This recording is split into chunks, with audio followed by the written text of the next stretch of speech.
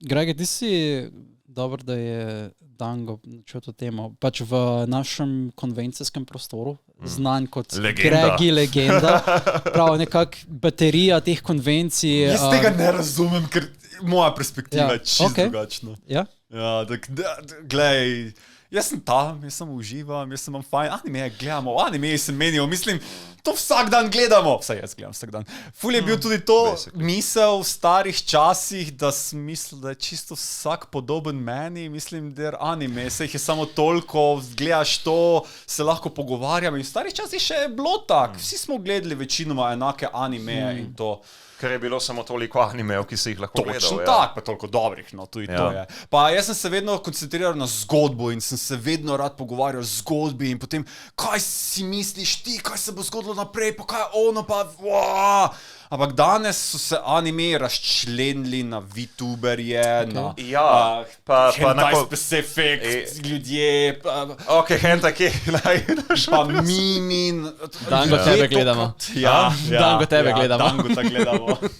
I'm not saying. Pa o mimih, pa YouTuberi, ki pač delajo norčije, ki se norce delajo z animejo. Dejansko so skupnosti, ki se na to skup zbira. Mislim, ful je tudi ljudi, ki pač igra specifične videoigre na konvencijah in večinoma se okoli tega in potem pač vidiš cosplayeri, ki pač cosplayer predvsem to, ne? Ja, ampak iz tvoje perspektive, spravi, ti si kot neka baterija, ampak ti ne čutiš, da si nekako gonilo tega, te energije na konvenciji, ampak iz tvoje perspektive, ker zdi se mi, kakor da spravi družba, ta skupnost je vedno sprejemala kot nek pozitiven del teh konvencij, nekam, kamor nek topel, kako bi rekel, topel cilj, kamor so lahko prišli, kjer so se lahko zabavali, ampak si kdaj dobil kakšne mogoče, fizične kritike, ne vem, ti je bil kdo,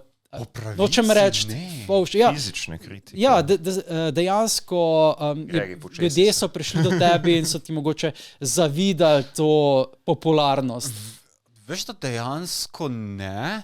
Zaradi tega, ker v živo je vse drugače. Ko se v živo vidi z ljudmi, gledaš človeka v obraz in se ne o slabih stvareh pogovarjaš. Pač vsaj vidiš drugo osebo, kak je žalostni, se potem ti vprašaš, a je to v redu, kaj govorim?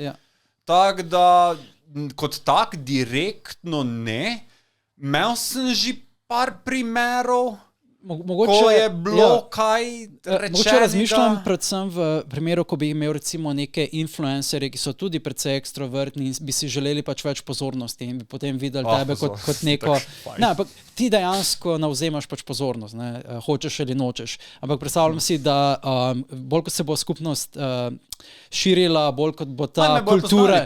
Ja, ne, bolj kot bo ta kultura influencerjev močna, več bo influencerjev, ki bojo pač želeli nekako to pozornost na tem, ne. Zanimivo, in bojo mogoče začeli ustvarjati neko umetno dramo okoli ljudi, ki so pa že neka ustaljena. Škoda, ker tu zabavnih stvari se lahko... Ampak ti nisi nikoli čutil nobenih nevoščljivosti.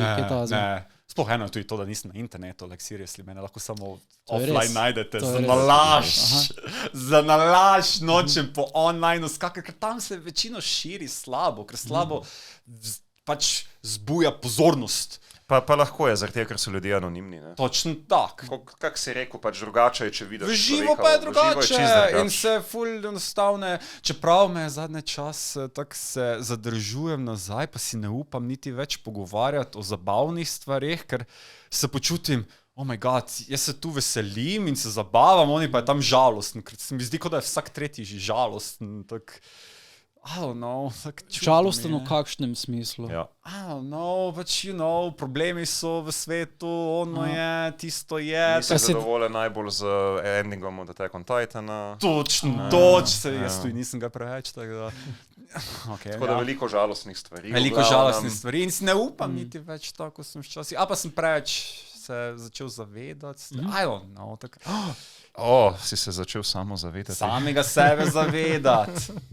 Ker lažje je, kot ravno to, da se ne zavedaš, da si legenda. Ko pa začneš o temu misliti, pa te začneš se nazaj zadrževati, da nisi več ti. Mogoče, če greva še malo bolj nazaj, ti si bil včasih tudi del ene prvih cosplay skupin. Parallel Beat. Ja.